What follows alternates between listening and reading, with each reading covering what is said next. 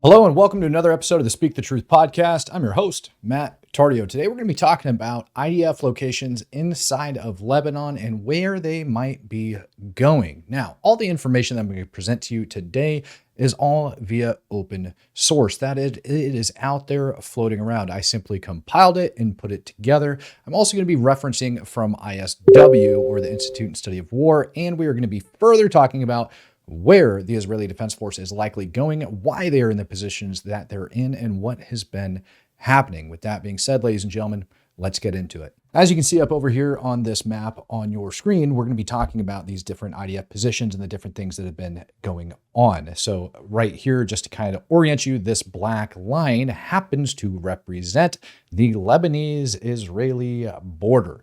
Just north of that, these little blue markers, these little suckers, these are the IDF currently located positions, everything open source that I am familiar with. We're going to concentrate first right down here in the south. Now, these are locations that is reported by Hezbollah to have been strikes against the IDF utilizing IEDs. Additionally, there is some other really just funny things going on when we take a look at it. Now, again, open source information. So you got to ask yourself sometimes, why is the IDF going and what are they doing? And we're going to talk about all that in a sec. But we're also going to talk about what the hell is Hezbollah doing over there and what type of terrain is the IDF up against. Now, a lot of you guys are familiar with what Gaza looks like, but some of you aren't necessarily familiar with what southern Lebanon looks like. And this is where, again, I have to give you a little bit of an idea for what the Israelis are up against. We're going to go over here to my good old friend Google Maps, and I'm going to bring you in. You're pretty much looking at the exact same area. Here's that like northern tip right up over here. And then all the way down here, this is the southern area where the IDF is operating in. You can identify these major road intersections right here. Now, I want you to pay attention to this when I take this little guy and I bring it up and onto the map. You'll notice that there is 3 positions that we can go and take a look at just in this one little area that the IDF is advancing towards. We're going to drop it onto this one, and I want you to take a look at this. Okay, you have quasi-rolling hills, but semi-open terrain with lots and lots of urban space in between. This makes for easily defendable and hiding positions if you want to be an insurgent, because you can see people advancing from a really great distance away. Number 1. You'll also note that this terrain is completely and totally different from what's in Gaza. And what the Israeli Defense Force says is that, they have combat hard troops. But I want you to remember, inside Gaza, terrain doesn't exactly look like this. This is a lot of open terrain with rolling hills, and these buildings are pretty well spaced out. Still going to be considered urban combat, but at the end of the day, you have other things to take into consideration. Terrain plays a major role in battle. Now, with that being said, with terrain playing a major role in battle, let's check this location out right here. This is another one available Google Maps right in that same town we were just looking at. Now we're going to orient ourselves going up over in this direction. Where did it go? Give me one sec. Hold on. I'm getting turned around. There she blows. There she blows. There she blows. Let's zoom in right there. You'll notice that right here on the screen is this big blurred out area. And you got to ask yourself, why would this area be blurred out just in general? I mean, we're just basically looking at open terrain, villages, and things like that, but you have this entire hillside that has been blurred out and turned off. So that's pretty fishy in my opinion. Anyways, but I just want to give you guys an idea for the type of different terrain that they're fighting in over there in the south. With that being said, let's get back up to the map, the original one that I ended up having up on the screen for you, and let's start talking about some of these other things that we've got going on here. So IDF, again, IED attacks, things like that, lots of gunfire, etc., were taking place over there. If we were to look at the actual distance that the IDF has advanced, let's go ahead and pull that up. The firefights over in Maroun Al Raz, can't even say that properly. It's about a mile on the other side of the border. So we're talking about, the IDF not advancing very far. I believe their actual tactical goal over here is going to be securing this intersection. That intersection sits only about 2.89 miles from the border. If we're turning that into kilometers, about 4.5 clicks. I would suspect that this is what the IDF is looking at taking, is locking down this intersection. We're going to talk about that here in just a sec. Now we're going to go up over here and we're going to take a look at that northern front. Again, referring back over to our original map, we have 2 different locations it looks like the IDF has been fighting in. Now, we don't have any imagery on that side of the border, but what we can do is we can turn and we can look north and discover what exactly the IDF, again, is up against. Same type of terrain, You have rolling hills followed by some flat land, likely lots of microterrain in there that they're hiding in. That makes it, and it's wide open, by the way. So it's going to make it really hard for the IDF to be able to move.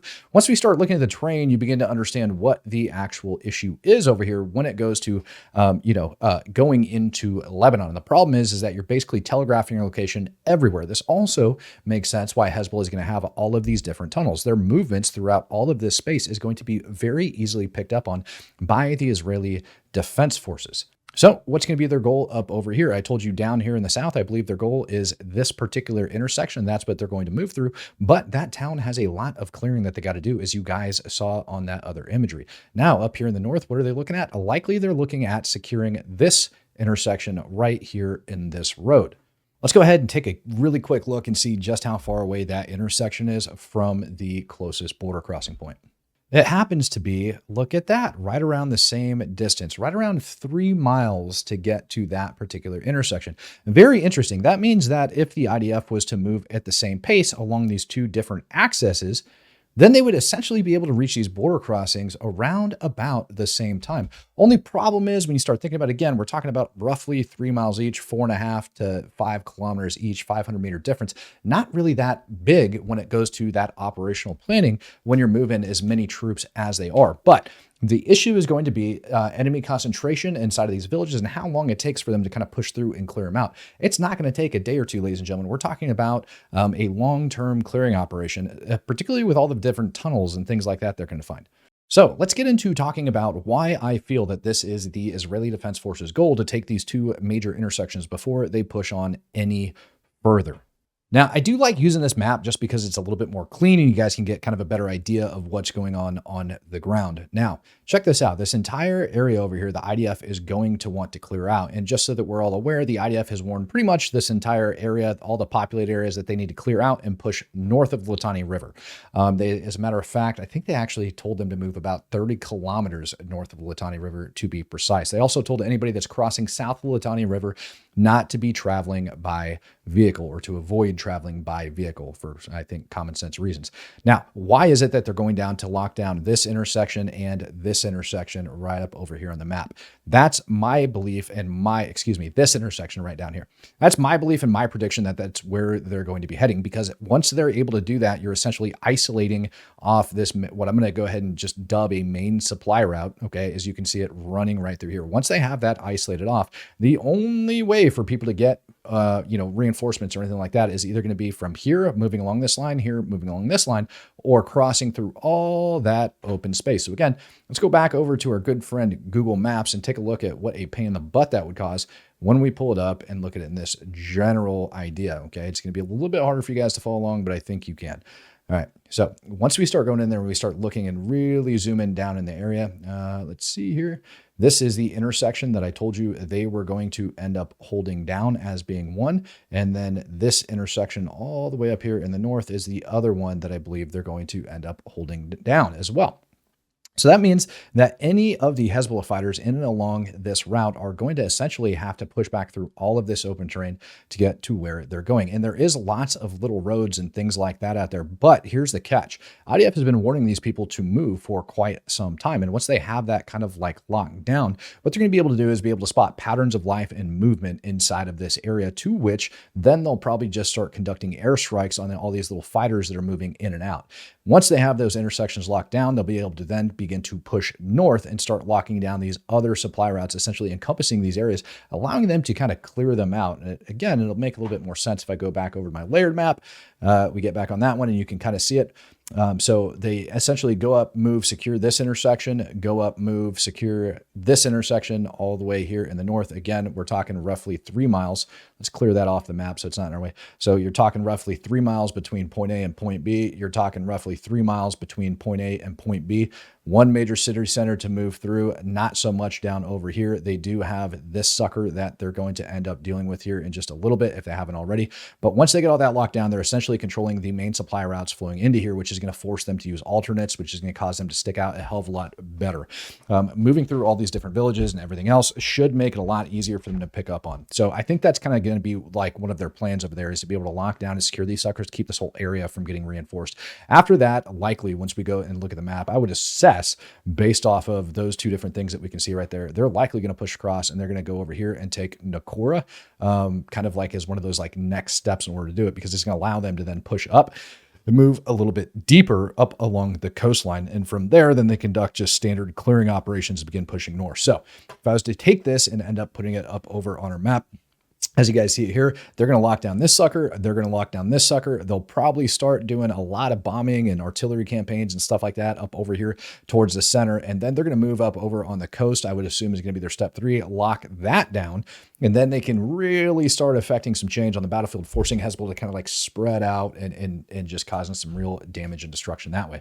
Meanwhile, we're also waiting on Israel's response to Iran. Next guy that I'm about to put on your screen. You're either going to love him or you're going to hate him. And I don't know how else to say that. And I truthfully don't care which way you go, but listen to what the man has to say, because he is running the country right now, whether you believe it or not. The Israelis have not concluded what they're going to do in terms of a strike. That's under discussion.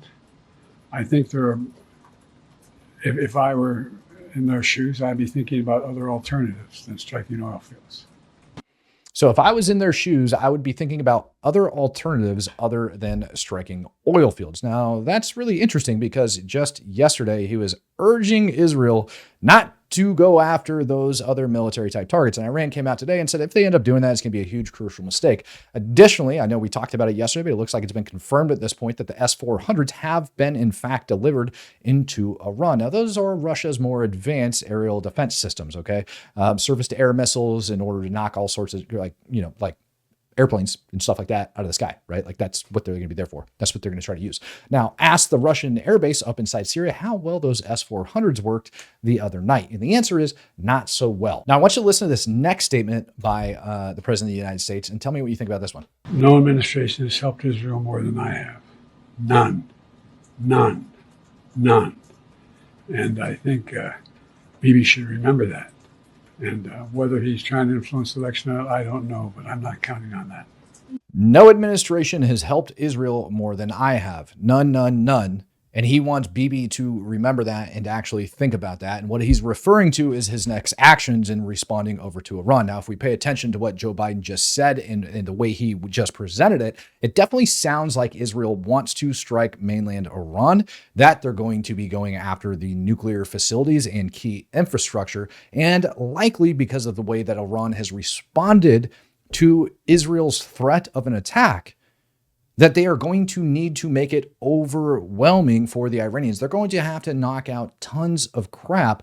That way Iran doesn't respond in kind right back to Israel. So we're talking like a massive airstrike and coordination that has to take effect in order to make all of that happen. And I have this personal opinion of mine that we're also going to see the targeting of key officers within the IRGC, if not the Ayatollah himself. I'm not making that up. Do not be surprised if the Ayatollah ends up getting schwacked in this next bombing campaign. So what we could be seeing, number one, is Israel will launch some airstrikes tomorrow. We've seen key airstrikes going off on Saturdays for some reason over there.